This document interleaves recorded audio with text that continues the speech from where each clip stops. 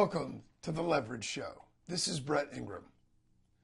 I've seen a lot of different reports and studies and articles and videos about what it takes to be successful and what makes successful people.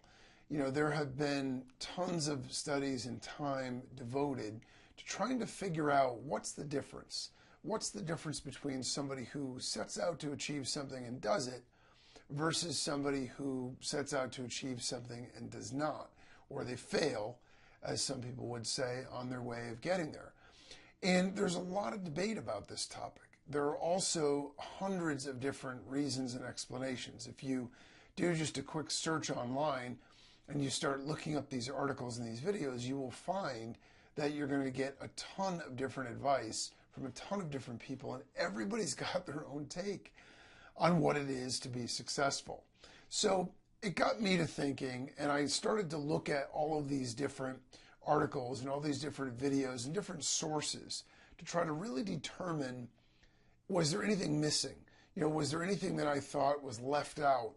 And as it turns out, I'm not disputing the fact that, you know, the traits that people list are really important. You know, certainly perseverance is really important. Focus is really important. Passion is really important. Purpose is really important. I mean, all of these things definitely play a role. You know, it's sort of like baking a cake. If you're going to bake a cake or maybe, you know, if a pie and it was going to be an apple pie, you could argue that the most important ingredients were the apples, because without the apples, you've got no apple pie. But obviously, if you don't have all the other stuff, you still don't have the apple pie. And so it sort of begs the question, you know, what's most important, or what should you focus on, or what things? And here's the reality of the situation.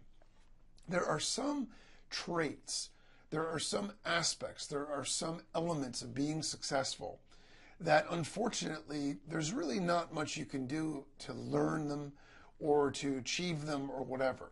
So it depends a little bit on the endeavor that you're trying to go into. So for example, if I wanted to be a professional basketball player, I don't really care how much focus I've got. I don't really care how much determination. I don't have the skill. I don't have the speed. I don't have the size. I would never be a professional basketball player no matter how much I tried. Now, I could be a lot better than I am, and I could certainly improve my skills. But if we're talking about how to achieve really what it is that you set your mind to, it's important to have some sort of alignment with what you want to do and what your strengths are or your natural abilities.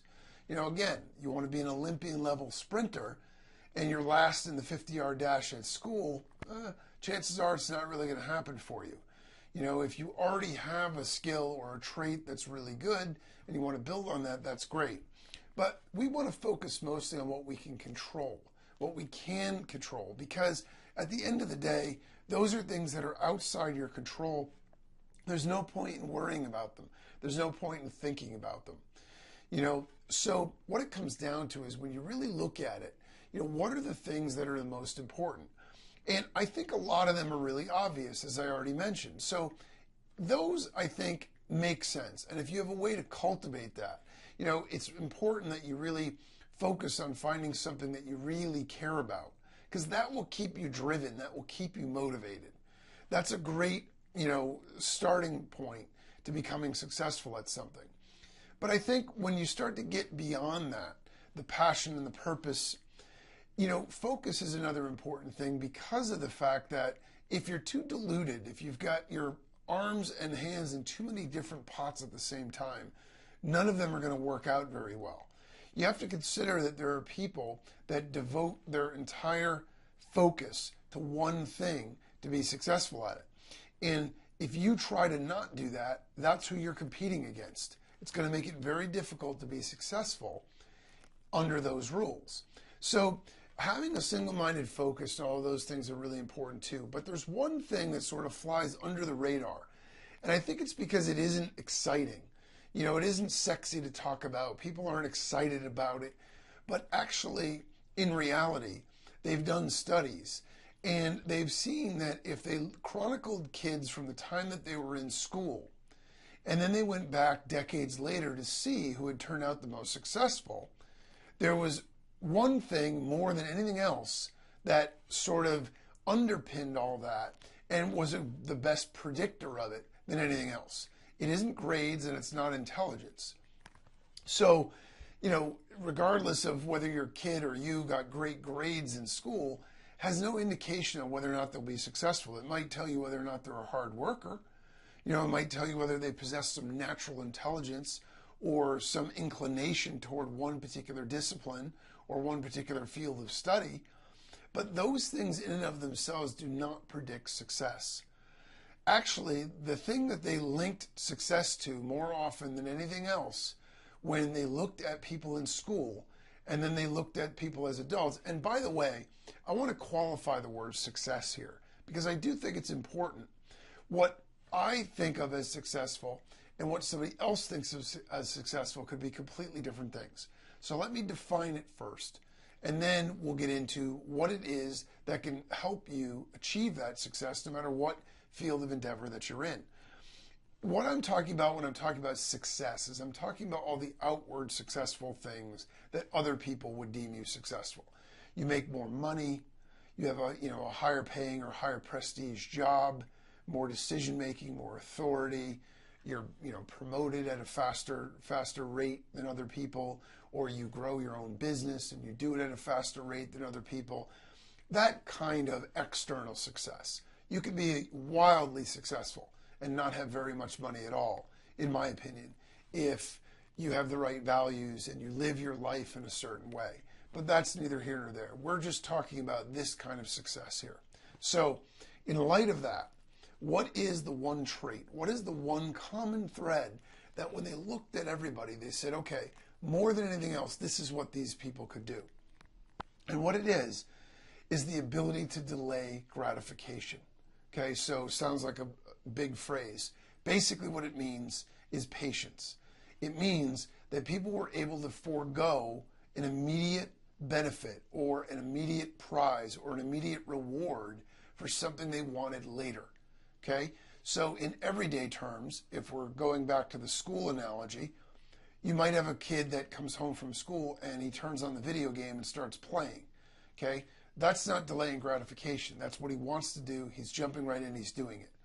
You have another kid that comes home from school and wants to play the video game, but decides, you know what, my grades are more important, or developing my athletic skill for my team is more important, or reading this book that's going to help me broaden my perspective on the world is more important.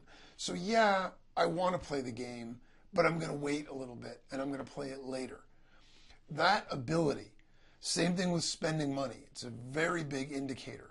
Okay, so you go to the store and you see something that you really want and you could afford it if you want to spend the money on it. You know that you got the money earmarked for something else, but at the same time, what the heck, right? You could spend it, and what real difference is it going to make? You're going to get the thing that you want, and eventually you'll be able to do the other thing too.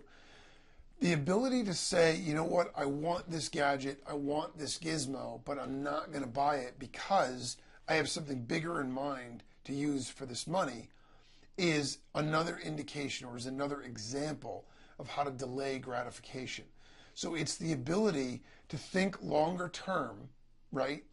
And focus on that and forego things that you might want in the short term. And it's not a very common trait, especially in today's society where everything is about instant gratification. Since the advent of the internet, we don't really have to wait for almost anything. We do everything almost instantaneously. And that is, can be an epidemic problem for people, especially if they're growing up in that age. So the ability to forego what you want now for what's more important later, as simple as it sounds, is the groundwork that allowed for all of these people to create success. Because every time they came to a crossroads where there was something that they wanted that came in conflict with one of the things that they were trying to do in their life that was bigger, what was bigger and longer term won out. And that way they were able to achieve their goals and get to where they wanted to be faster and more effectively than everybody else. And I think that this translates into our everyday business as well. Not only with the, from the perspective of purchases or things that we want right now, But even in terms of results, I see a lot of people try a particular tactic in their business or strategy. And if they don't get results on it immediately, they cut it loose.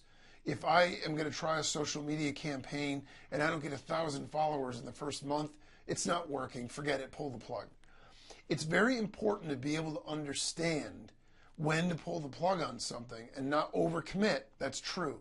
But at the same time, it's very important to also be patient and stick with something until you can really analyze it and see, is it not working, or is it just that I didn't give it enough time?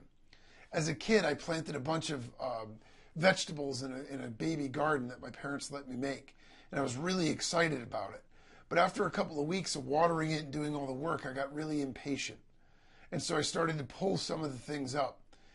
I didn't think it was really working. And as I pulled them up, I started to realize I had little baby vegetables. If I had just let it go and let those things grow, they were going to become complete vegetables.